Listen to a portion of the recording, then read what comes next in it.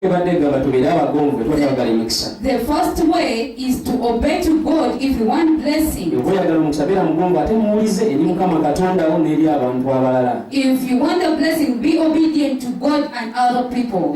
Praise Jesus. Be obedient to your God. Even your pastor.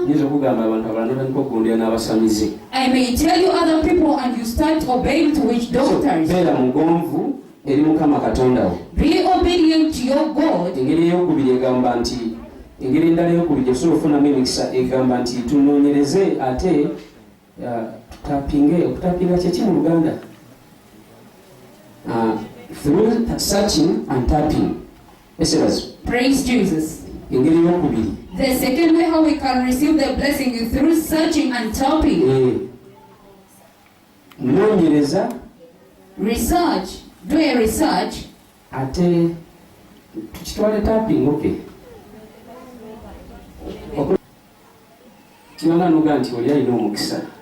It's like saying this person has a blessing. How should I remove that blessing from him or her? Let me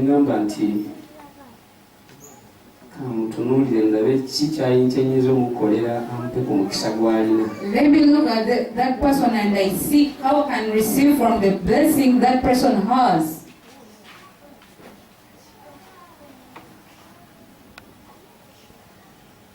Yes. Praise Jesus. What can I do to that person? To remove a blessing or receive a blessing through that person. That's what I'm going to show you. This is what we call tapping. After looking at that person, already I know that person has a blessing that I want. Then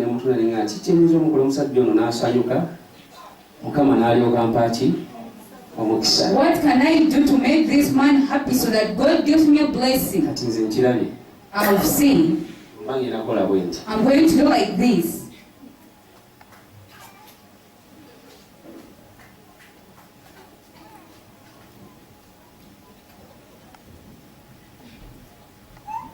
Man of God is demonstrating how you can tap a blessing.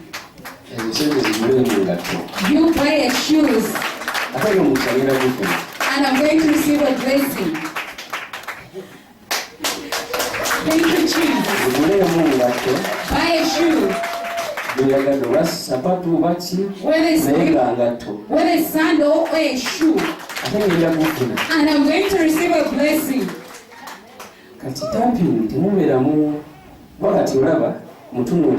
Now you see, I've looked at him. I have done a research. What? That is searching. After researching, then I saw in him, that's what they call tapping. Praise Jesus. The second way how we can receive a blessing is through researching and tapping. At 2 Kings chapter 4, 2 Kings chapter 4, verse 9 to 17. Chapter 4, verse 9 to 17. Chapter 4, verse 9 to 17.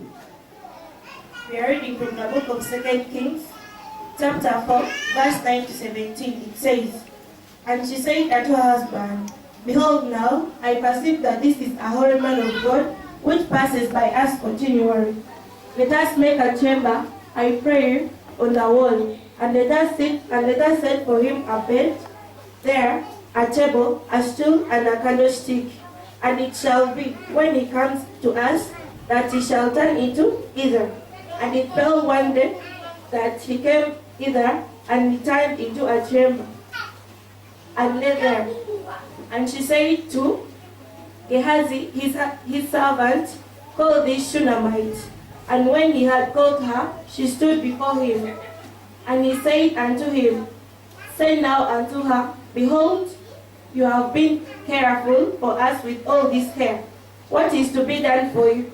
Would you be spoken for that would you be spoken for to the king or to the captain of the host? And she answered, I dwell among my own people. And he said, what then is to be done for her? And Gehazi answered, verily, she has no child, and her husband is old. And he said, call her. And when he had called her, she stood in the door. And he said, about this season, according to the time of life, you shall embrace a son. And she said, no, my lord, you man of God, do not lie unto your handmaid. And the woman conceived and bore a son at that season that Elisha had said unto her, according to the time of life. Tusoma ekitabo ky'Abassekabaka ekyokubiri omutwe gwa 4 olunyiri lwa 9 mpaka ku 17 wagamba weewati omukazi n'agamba bba nti laba kiremekkuliddwa nti ono musajja wa Katonda atera okuyita wano kale nno tumutegekere ekisenge waggulu tumuteekereyo ekitanda n'emmeeza n'entebe n'ettabaaza by'anaakozesanga. Praise Jesus. A lady saying to his husband, this is a man of God who always pass here. Praise Jesus. This is a man of God who usually pass here. If he's a man of God, he always pass here.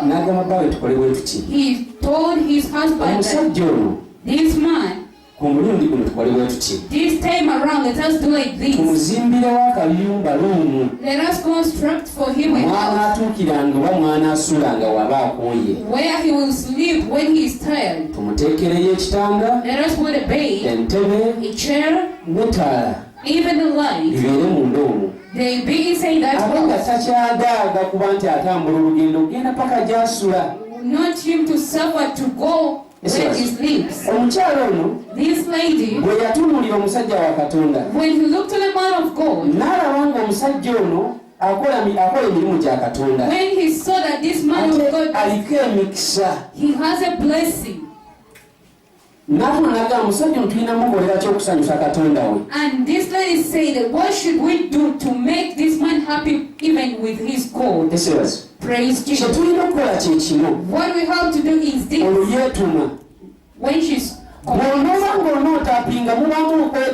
if you are to tap, it's you to command your soul, not to being sent. Amen. Not to being sent. If I say that anyone to sow, amen. If you stand up and say that let me go and sow, you are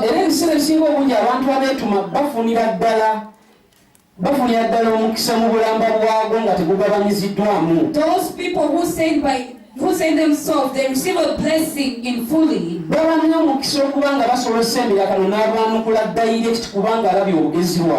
have a blessing of being next to God because God has seen how ways they are. Praise Jesus. This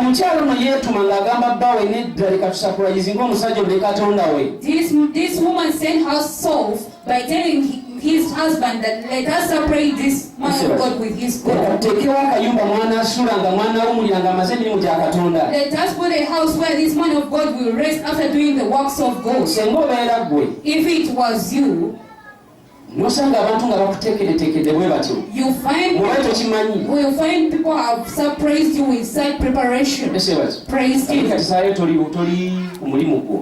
you are not at your workplace. You go back. You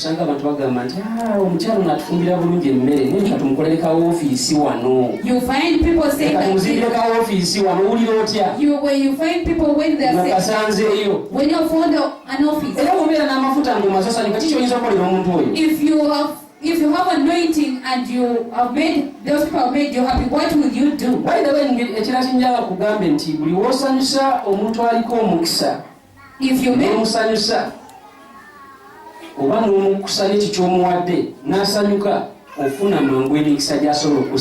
you receive a blessing immediately after making that person who has a blessing happy.